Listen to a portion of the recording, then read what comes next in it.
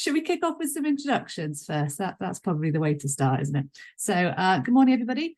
My name's Katie Finch, and I am by day head of RSE in Exeter, and some other times around that, co-chair of RSE 2024. Dave, do you want to say hello? Morning, everyone. My name is Dave Horsfall. I'm based in Newcastle University, and I'm also co-chair for RSECon24. Marvellous, thank you. We have other members from the steering committee for the conference with us today as well, which is really great because these are the people who have the on-the-ground, in-depth knowledge of what it actually means to be involved and what is required to produce an event like the conference every year. So we're going to hear from some of those later on as well.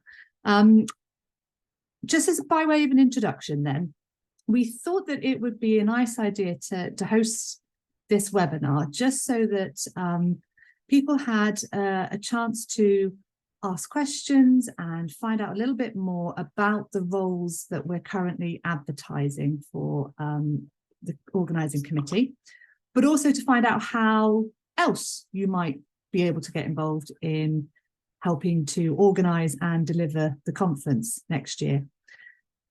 I think it's probably fair to say that our RSE community has grown massively over the last couple of years, and that is completely fantastic. And we are now a different looking bunch than we were a couple of years ago. Dave and I are really keen that next year's conference is really accessible and inclusive. And we feel quite strongly that in order to have that type of event, you need a wide range of voices in all the work that goes ahead of the conference in organising it and designing it. So we would like input from as many people as possible with a really wide range of ideas and thoughts and backgrounds, just to help us make this a massive success, and in order to build on the legacy of really great past events that we've had for the RSE community. So the idea of this webinar then is really just to kind of lift the lid on the process of what goes on behind the scenes to organise the conference. And hopefully that's going to encourage many of you to get involved, to volunteer your time. We do not take lightly the commitment that is required. And whilst that can be quite a bit, and you know there are challenges that come with that, we completely understand that.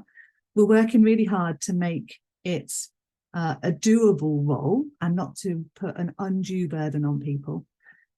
But also we want to explain to you and hear from some people who've been involved in the past about the benefits of being involved and what you personally can expect to gain from that experience. Hopefully there's a lot there for you. Okay. So just to kind of kick us off then and get us into some more of the detail, ways in which you may be able to engage with the conference planning and delivery over the next year. And as you can see, we start early. It's a big event, takes an awful lot of planning. And so that has already begun. Actually, I think 2 weeks after the close of RSE 23, we had our first planning meeting. So it's it's a whole year cycle that goes on. We have a call out at the moment for committee members. And in a minute, Fliss will talk through a little bit more the details of each of those roles. There's quite a variety. There's lots of different things. So, you know, if you have a particular interest in an area, I don't know, that could be in website design and helping us market the event.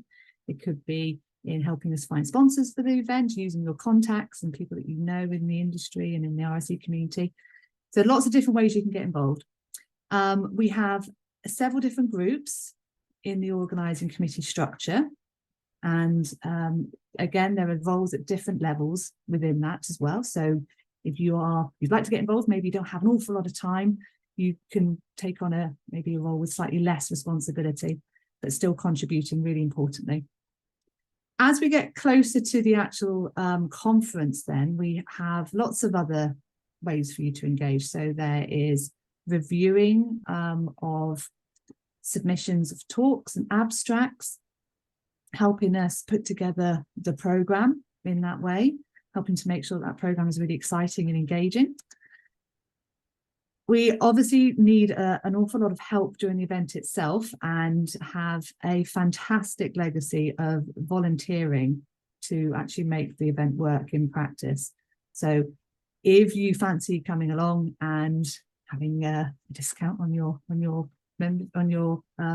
attendance fee, and in return helping to just make sure people are in place and helping people out during the conference, it's a really fun way actually of both being present but helping to make the conference run smoothly.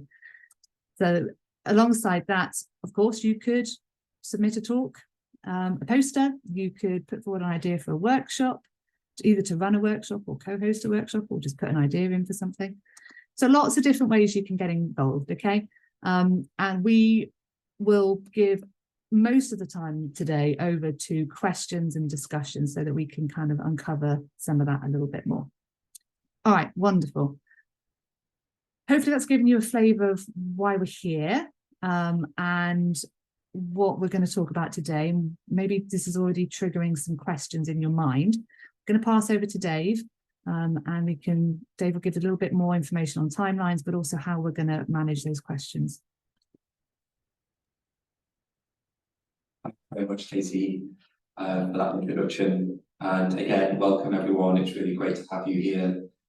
Just to reiterate what Katie has said, we really do want to make this conference next year available to everyone and very transparent in terms of planning. And we want to hear a very diverse range of opinions and input from the community, so that the actual event itself serves the needs of the community as much as possible. So in terms of the webinar today, I've just posted a link in the chat, and I'll continue to post it throughout the session for a Slido page where you can post Q&A for questions, which we'll answer. And there's also a question feature within the webinar itself in Zoom, which you can use as well. We'll catch all of those and we'll answer them as best as we can throughout the session. And we've got a dedicated section at the end as well. I think that Fliss is going to run through a description of the profile of the roles that are available. So as you're listening to that, if you do have questions, please do post them in the chat. So I'm going to talk for just a couple of minutes about timelines and timeframes for how to be involved. And I've got a slide here. So I'll share my screen. So hopefully you can see that. And I'll just talk through it now. So the motivation really for this webinar is the committee call for committee members, which is open now and closes next Tuesday. And so that's going to be the main bulk of the conversation today. But there's also other ways that people can get involved as well. So as Katie said, there's multiple opportunities for you to be involved. The call for reviewers opens in March next year and will close in April. The call for conference volunteers that Katie talked about will open in late March and then closes kind of mid-April time, so that we can kind of coordinate and allocate all of those different roles in the conference in sufficient time. And then also there's the call for session chairs, which will be kind of over the summer, so that people can get involved and kind of have an opportunity to actually chair session blocks during the conference itself. So, of course, on top of that, there's the submissions for talks and workshops and posters, which is the kind of main content. And as co-chairs, Katie and I are really excited about kind of thinking about themes and kind of areas of interest for the talks and the workshops, and thinking about how that's going to work. But hopefully that kind of gives you a rough idea of how the kind of organisation and structure of the committee will work over the next year, and what our kind of pressure points are as we arrange this over the next 12 months.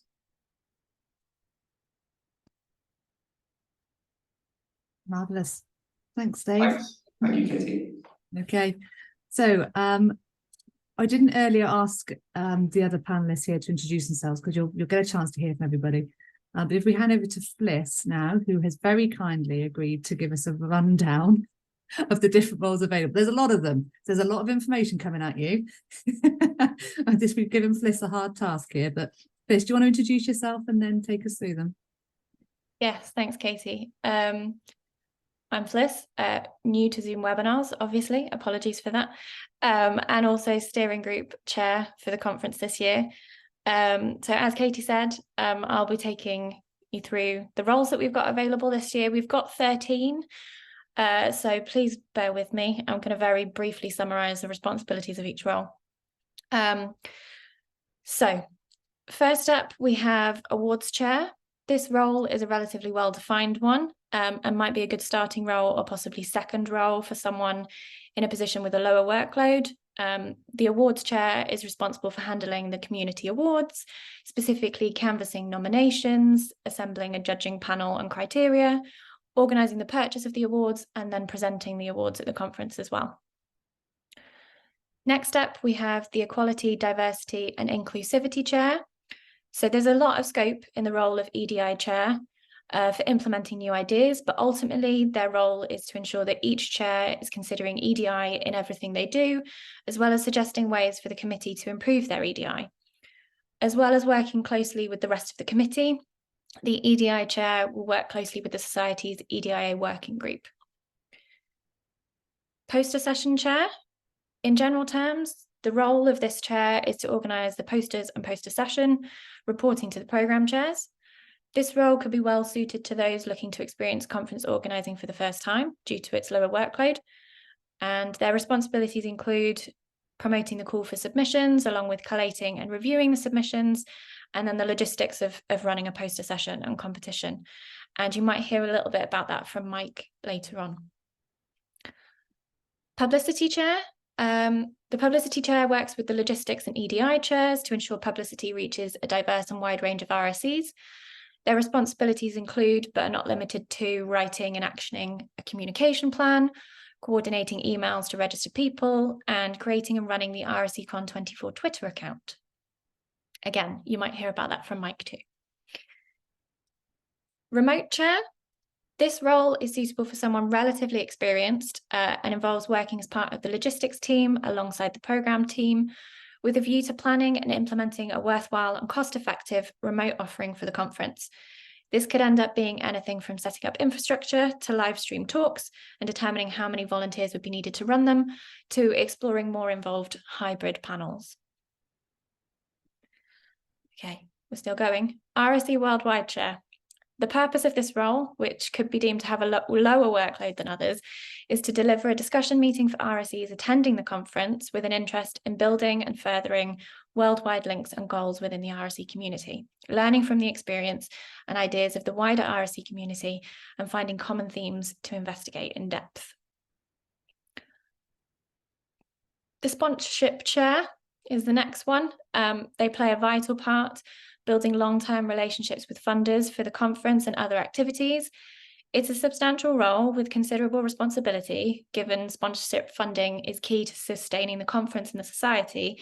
However, you'll not be alone in working to curate sponsorship packages and acquire sponsors. Next up is the talks chair. So the role of the talks chair, which is relatively substantial, is to organise the talk sessions, reporting to the conference programme chairs. It is also their responsibility to coordinate the talks team, comprising 1 or 2 other members, liaise with the workshop chair, ensuring theme and handling consistency, and liaise with the sponsorship chair, taking over the handling of the sponsored talks. You may hear a little bit about that from James Graham later. Now, we also have talks team members. There are 1 or 2 positions available here, and the role of the talks team members is to support the talks chair with organising the talk sessions, actioning tasks as agreed with the talks chair at each stage of the process. And again, we might hear from Matthew about that shortly. Volunteer chair is next. They'll have a relatively heavy workload in the lead up to and during the conference. And they're not only responsible for the volunteers, but also identifying opportunities where volunteers could help out, managing the call for volunteers, and resolving any last-minute issues during the conference itself, which we all know Becky did amazing last year. Website chair is responsible for the conference website, which is in WordPress. So experience of WordPress is desirable, but not essential. Their responsibilities include identifying information that should be on the website, liaising with fellow committee members to collate content, and updating the website in a timely manner. Okay, we've got 2 left. Workshop chair.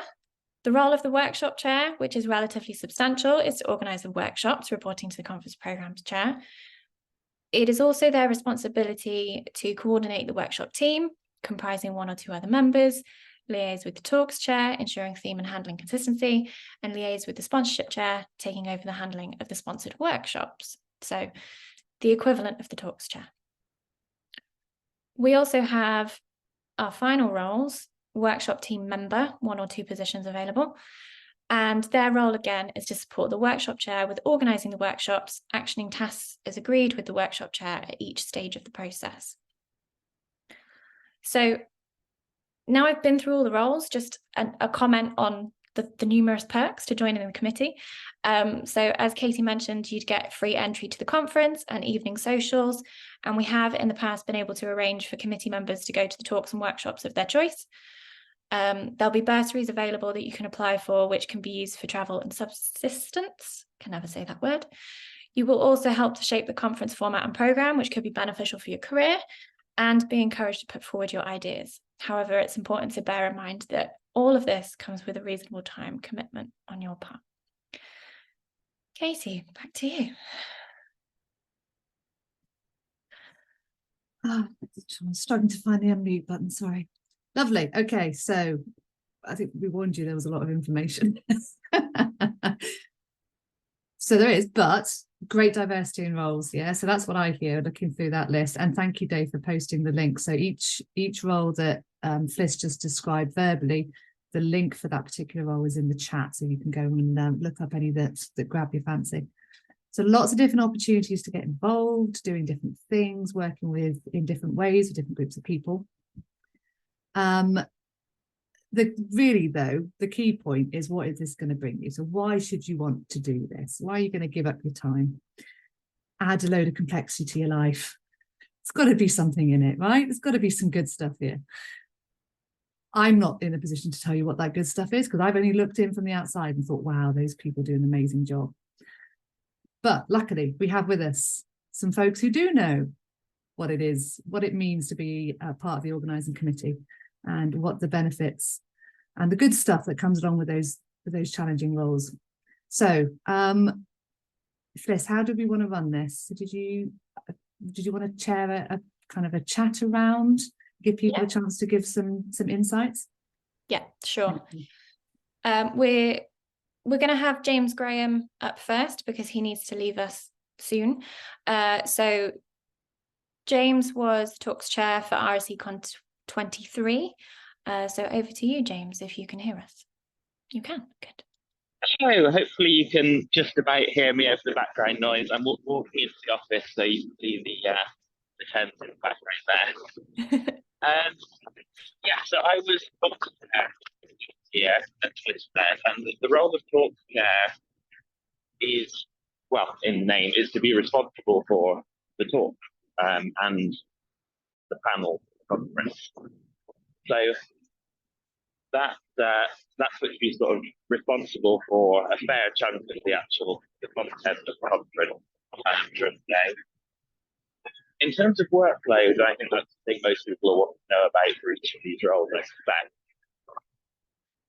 I think we were averaging maybe half a day a week over the period of the whole year leading up to the conference.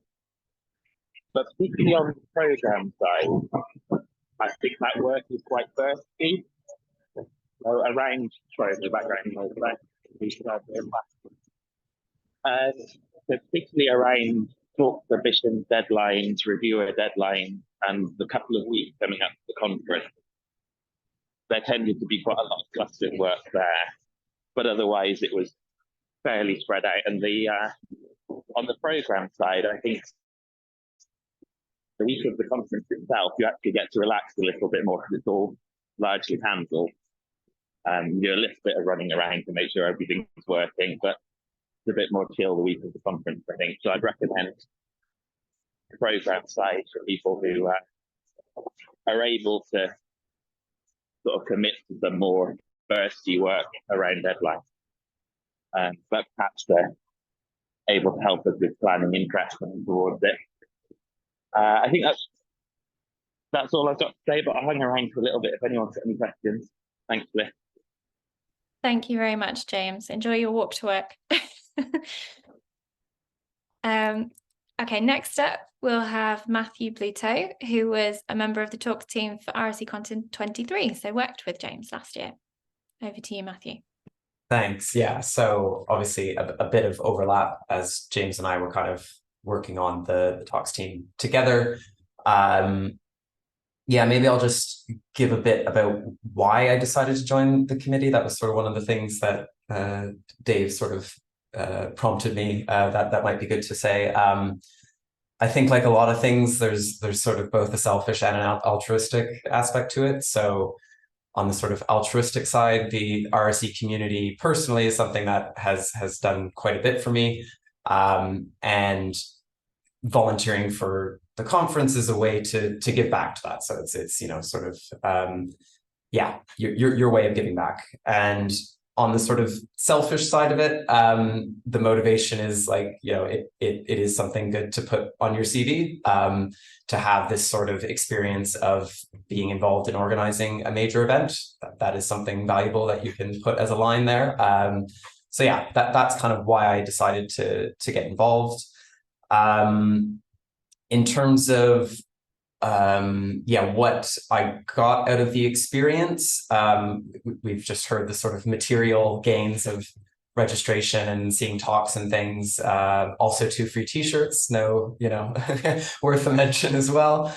And yeah, I mean, it does come back to that. You get this sort of very valuable experience of what it is to be involved in a major event.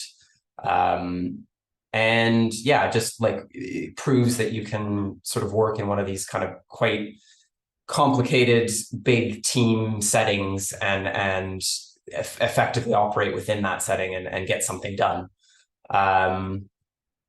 The other thing I'd say I got out of it was like, and this was kind of alluded to a bit by James, but you know, the opportunity to shape the program of the conference. So that's, you know, that's quite a you know, quite a responsibility, also something that, yeah, gives you a bit of agency and, you know, ability to feel like you're having input and influence on the conference.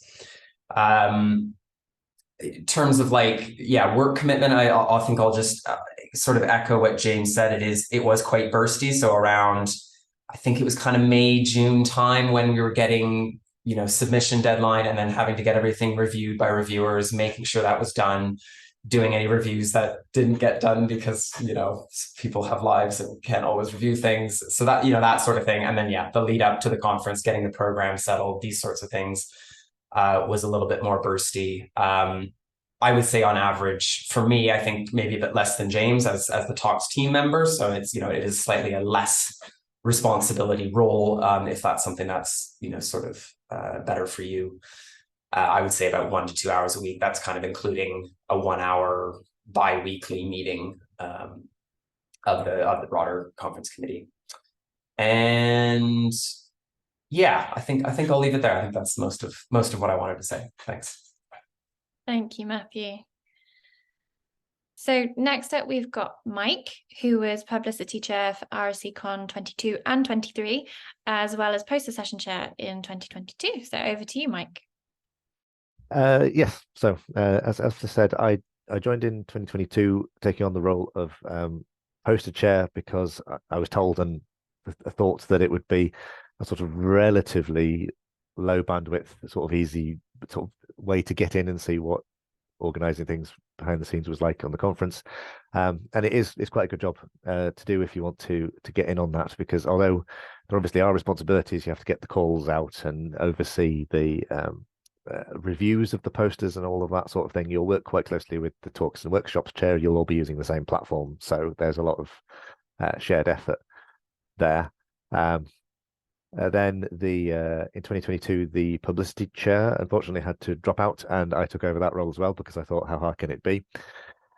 And again, that's a role that's again, it's an important role. There can be a lot of sort of anxiety and stuff associated with it because you are putting out messages on Twitter and all of these other platforms to help promote the conference. But it's also one that's quite easy to manage because you can sort of schedule tweets and messages to go out ahead of time. You don't necessarily have to be responding to everything live. If you're going to be away for a week, you can set things up and schedule it and go away and be fairly sure that everything's going to be fine. And then I had a lot of help and support from Claire that first year as well, so I learned quite a lot from her. And then in 2023, I was publicity chair again, and it was great experience. Great to meet other people from the RSE community that I'd never met before. And yeah, as I say, it's an opportunity to walk around in a t-shirt at the conference, so you get a little bit more recognised. You get to chat to people that you might not normally get to chat to before. And I think, as Matthew said, it's a great way to give back to the community, but also, I say, to get your name and your face out there. And it was definitely a stepping stone on the way to becoming a trustee. So I say I can definitely recommend it. There will be times when it's quite a lot of work. Obviously, there are responsibilities and deadlines that you have to fulfill, but also I really enjoyed it. I could definitely recommend it. And again, happy to answer any other questions. I don't think I've got any other points I want to say right now. Thank you, Mike.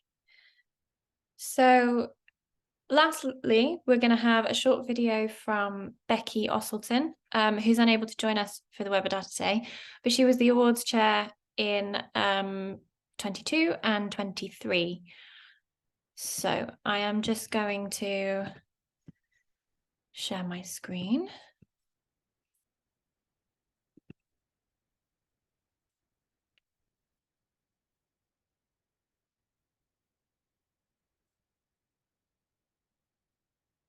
Okay. Hopefully you can see Becky, and hopefully you're going to be able to hear her talk. Hi, I'm Becky Ostleton. I was involved with both RSECon 2022 and 2023 as part of the conference committee. My responsibility was to be the community awards chair both years. 2022 was the first year that the RSE community awards were created. So it was really nice to work with Claire Wyatt in her last year as the RSE UK community manager and develop the processes around that and creating those awards. For the conference this year, I would say that the workload for me personally was fairly minimal. Obviously, I'd attend meetings and then periodically complete the tasks I needed to do. Although I do think that the awards chair position is a lighter role than some. But I think the real benefits of being in the committee are when the conference eventually happens. You feel quite special. There are all these people that you've been in meetings with for months and perhaps never met in person before, and then suddenly you're all together, and it is quite exciting. You're all on hand to help support each other through any bumps in the road. You also get to see how much effort goes into organising these things as well, so you learn a lot. Lastly, the social side is a really fantastic part of being in the committee, and I would recommend it to anyone interested. You should just give it a go. So I am now going to pass back to Katie, who is going to chair the Q&A, I believe. Lovely, thank you. And thank you to everybody who contributed there. I think what I take away from that is that if you want to be part of a really fun team, working with people that you might not otherwise get to work with, working in ways that you might not otherwise get to work in, doing new things, and helping to deliver something really special for the benefit of our whole community, then this is a job for you. Okay, lovely. So we're going to have a chance now for you guys to ask questions. I think we'll already have one on Slido, which asks, could you clarify whether all the roles are suitable for people not based in the UK? Okay, so I'm gonna go out on a limb, and then those who actually been involved, you can correct me and add to this. I'm struggling to think of a role that we're advertising that would require you to be in the UK prior to the conference itself. I mean, hopefully you'll be able to come to the conference and take part in the actual thing, but during the organising bit, I'm struggling to think of a role that couldn't be done remotely. Okay, I've got some nods. Does anybody disagree with me there? Okay, so yes, I think, you know, we work in a completely remote distributed way. We meet online. I can't think of the need for someone to be in the UK apart from that.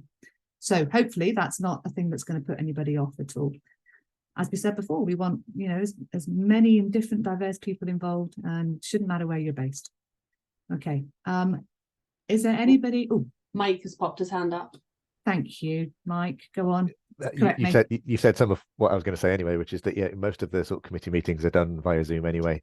And even if you were in some sort of on the logistics team, if you were involved, say, with the poster chair and you needed to help arrange poster boards and stuff to be there on the day, there are, I believe Lindsay is our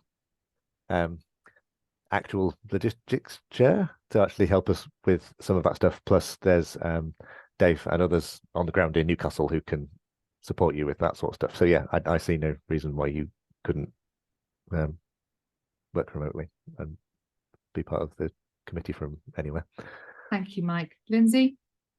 I was just thinking of any challenges that someone outside the UK might have would be if they lived somewhere that perhaps had a time difference from us. So we would obviously just want to know that up front, and just to be able to make sure that we can actually have them attend a timely kind of meeting that works for everyone, including them. Yeah. Otherwise, absolutely. I can't see any other reason. Lovely, thank you guys. Absolutely. So we would try to avoid scheduling meetings at a time that then falls very late or very early for someone who's in a different country. Dave? Yeah, the kind of time difference could be an issue, but I think I just wanted to say that I think that we would really encourage people to apply from outside the UK. Just the perspective from hearing what the state of the RSE community is internationally and how it can feed back into the UK conference would be really valuable. So we'd really encourage that, and it would be really valuable. And I think that we would, I'm speaking, this is my opinion, we could talk about how we could like modify how roles could work and absorb different types of responsibility if someone was really motivated to join the committee but without the UK. So don't let that be a barrier. Absolutely, great points. Thank you, Dave. And it might be that worldwide chair might be a thing that appeals to whoever asked that question. Dana? Yeah, just finalize those comments. Sorry for being late. I had the technical issue, but I'm personally part of the steering committee based in Czech Republic in a different time zone. So this is the first example. Lovely. So you were being good company. Okay, great. So any other questions? Please feel free to pop them in the chat or use the Slido. I can't see anything else there at the moment. I'm just going to give people a second.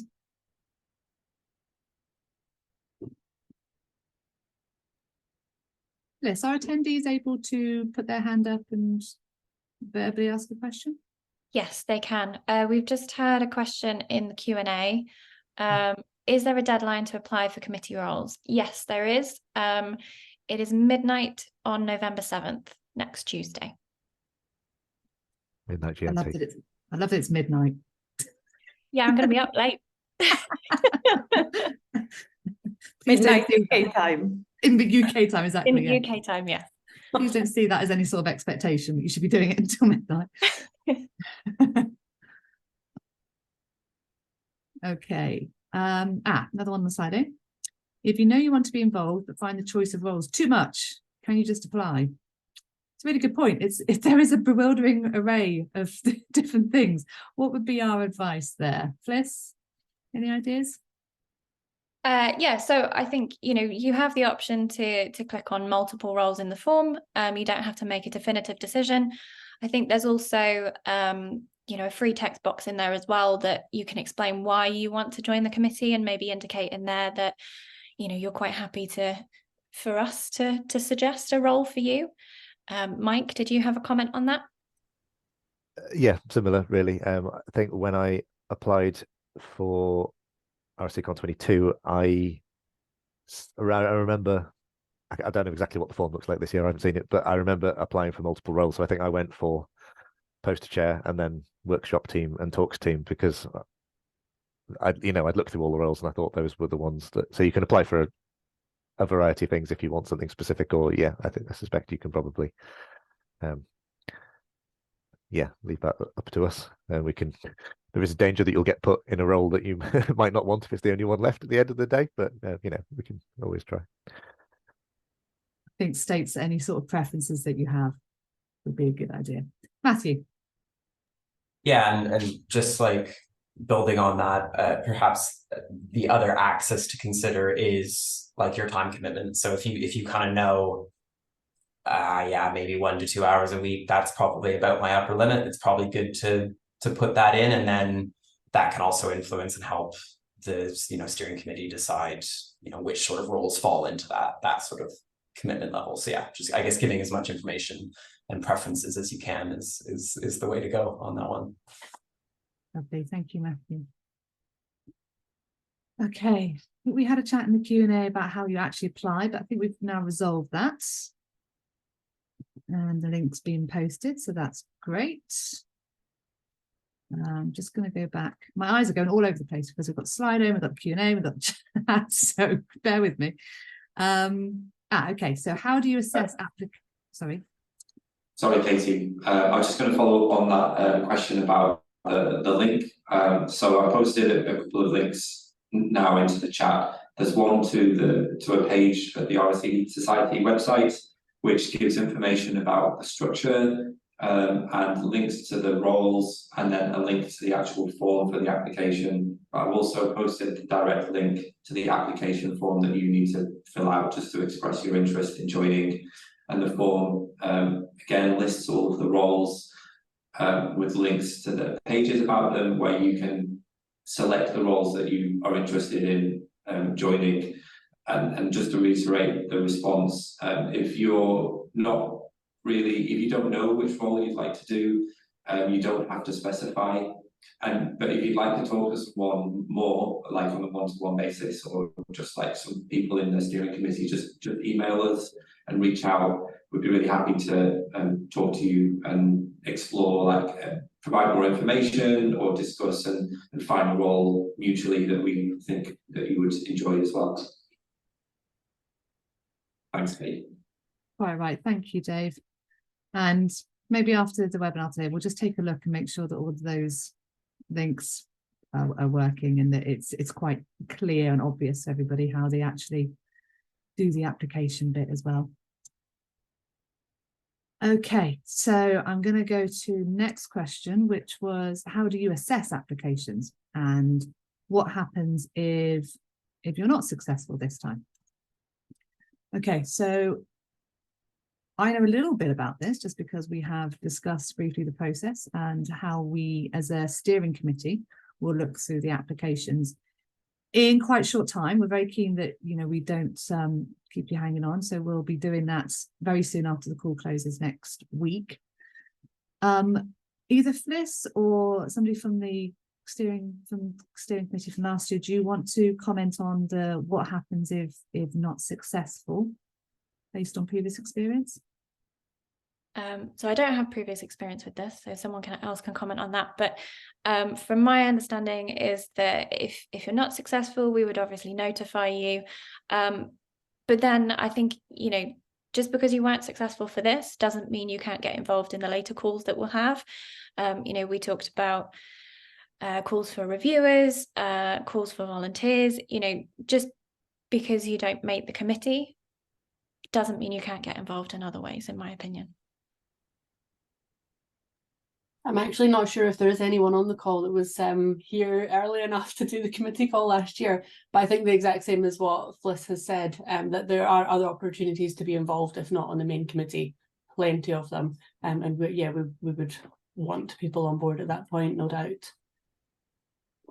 And I think just to reiterate what Dave said, you know, if that situation happens, then we're really happy to have a chat and think about where else it would be we could find a role that was a really good fit for you, so that you are able to contribute.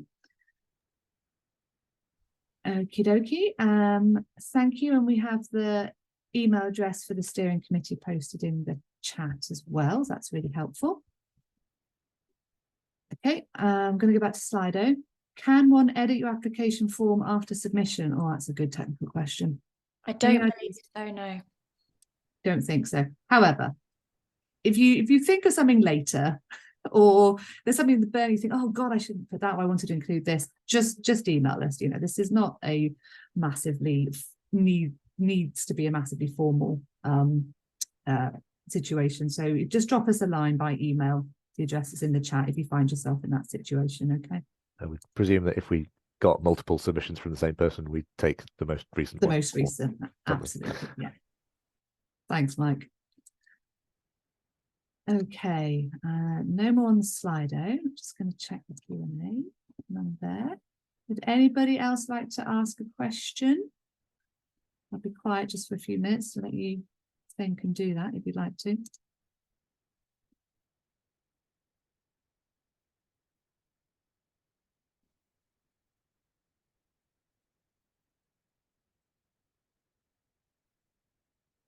I apologise if you can hear noise in the background here. We have some wet and wild weather in the southwest today, and all the schools are closed. So my husband and I are homeschooling. I'm amazed no one's walked in so far. Actually, it was. I would have put money on that. I can just picture your husband behind the door. He's like this. Do not go in there. There is another question. Sorry, Katie, this just came in on Slido. Thank you, Lindsay. Okay, what are your roles as chairs of conference? How does the committee interact with you? Oh, that's a really good question. Dave and I are still figuring that out, is the perfectly honest answer to that. So how the committees interact with us. There is a really helpful diagram on the page on the Society website. The link is in the chat. It's the Society RSE org RSE Conference 2024. And that shows you at a glance sort of the structure that we have set up. So really quickly, as I don't think we want to bore everybody with the ins and outs of this, but Dave and I have the great honour and pleasure of being co-chairs. And so we work with the steering group, and the chair of the steering group is Fliss, whose job is to keep us all to task and to time and make sure that we actually do and follow through with the things that we said we would do. Well done, Fliss. And the steering group here, you can see in the middle, we interact with the program team very closely and with the logistics team. And then really importantly, the EDI chair has links into both of those groups, but we'll also be working very closely with Dave and I as well. So I guess that's the kind of the formal structure. That's how things are set up. I see our roles as chair, and Dave will come in and put things more eloquently than I, but I see our roles as guiding this overall process, helping the teams, the steering group and the other teams, supporting them, helping to guide decisions where decisions need to be made, and hopefully setting the tone and the vision for the whole conference. I think that is what we're about. Very importantly, the development of the program of the conference itself, and that's the bit that personally I'm really excited about, because I think that's where we get to do what I think it was Matthew said earlier really well, that we get to shape and to help craft what we hope will be a really engaging and useful conference. And thinking about how that needs to reflect the the RSE community and the direction that the community is going in as well. So hopefully making it modern and relevant to everybody in our community. Dave, do you want to add to that? I think you covered everything there really in terms of structure, and again just reiterate that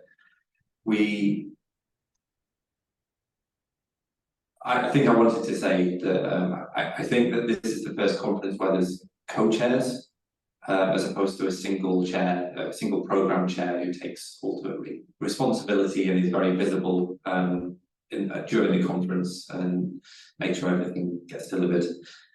So I've just found this really exciting opportunity to build connections with other teams across the country and build those relationships. And I'm sure that Fliss and Casey and I and the rest of the steering committee, are going to have a lot of fun during the year and come out of it with really strong relationships as well. And I think that's a real benefit of this role within the conference organisation, because we only really get together as a community once a year, and this is it. So it's a great opportunity to shape that and raise the questions that need to be raised at this time for the community. Thank you, Dave. Lindsay. I suppose while listening to you guys, I almost had questions in my own head and thinking I could reiterate to others that might be thinking the same, that by looking at the committee structure, it might look like it could be quite meeting heavy. So last year, certainly we found that we were quite meeting heavy. And it's a lesson learned from last year. We're actually trying to reduce the amount of meetings that people have to have. So we have an idea of how we are going to cascade the meetings. And I think it's something that we will continue to work on as the groups form, just to make sure that everyone is quite happy with the amount of meetings that are going to, and keep them meeting light. Thank you. Good to hear. Mike. Yeah, that's almost exactly what I was going to say. So we have had problems in the past with the amount of meetings and bureaucracy. So we're definitely making a concerted effort this year to reduce the number of meetings and the length of those meetings as well. There will be times when the whole committee gets together, but there will also be times when the smaller subgroups get together, and people like the talks chair might want to have their own meetings with their team members. That sort of thing will be up to the committee and the chairs to decide to some extent. But yeah, we definitely want to try and make that as sort of easy and frictionless as possible, and reduce the amount of bureaucracy and sitting around on Zoom calls that we had to do last year, because that was a lot. Yeah, absolutely. Thank you, Mike. And I guess just to add to that, it's just another thought sparked in my mind that I think it's really important that the roles that we're advertising, particularly chairs in certain areas, are empowered to make decisions and to set their own, to have agency over the areas that they're working in. And that goes with this more devolved decision-making committee structure as well. So this is no longer all decisions made by one big group in massive meetings. This is I think that that's necessarily how it always was before, but we're moving more and more away from that. And so if that's something that appeals to you, so you're having a role, and yes, you're responsible for delivery, but you are also empowered to make those decisions and to make it happen in the area that you're working in as well. So hopefully that's appealing. Okay. Going to flip back to Slido. None of us there on the Q&A. Maybe shout to me if I've missed any questions that have come in. Nope. Okay, well, we've got 5 minutes left. I just want to hand over to Dave for a bit of a wrap up. So, if another question jumps to you, please do pop it on, but I'll hand over to Dave now, and we can either take those questions offline, come back to you, or post them in the Q&A chat so that you can see the answers afterwards. Dave. Thanks, Katie. So there's been an opportunity to ask questions specifically about the call for conference committee members. I guess in the last few minutes, if anyone has any comments or questions generally about the organisation of the conference next year, about the structure and format of this webinar, feel free to use Slido for that purpose, just to give us some general feedback. For example, was this webinar useful? Is it helpful to have an hour session where we talk about what it is that we're doing, and try to provide information? That would be really useful to get your feedback on. And just to remind you that the call for conference members closes, for committee members closes next Tuesday. So if you're now's a great time to get that application in, and just let us know that you're interested. So please do so. I think there was maybe another question that just came through. Is there a version of the application form that doesn't require a Google account? So it shouldn't be necessary to have a Google account to submit that. And it is possible to set up a form that doesn't require it. So let us check that. And if you check the form later in a few hours, then you should be able to complete the form without having a Google account. Is that fair for me to say that? Yes, I believe at the moment, I did notice that was a potential setting. I'd assumed it had been set for a reason, so I will look at changing that. Thanks for raising that, so we can catch that, because it shouldn't be a requirement. And there are ways to change it, which is great. And yeah, so that's that question done. Thanks very much. But yeah, thanks all for coming. I hope it was useful, and thanks very much. Okay, thank you everybody. Nice to see you. Yeah, Mike, thanks. special shout out for wearing your t-shirt with the RSE unicorn on. Yeah, awesome work, well done. Special thanks from all of us to Dave and Katie and Fliss for pulling it all together. Lovely. Thank you guys. Bye now. Bye.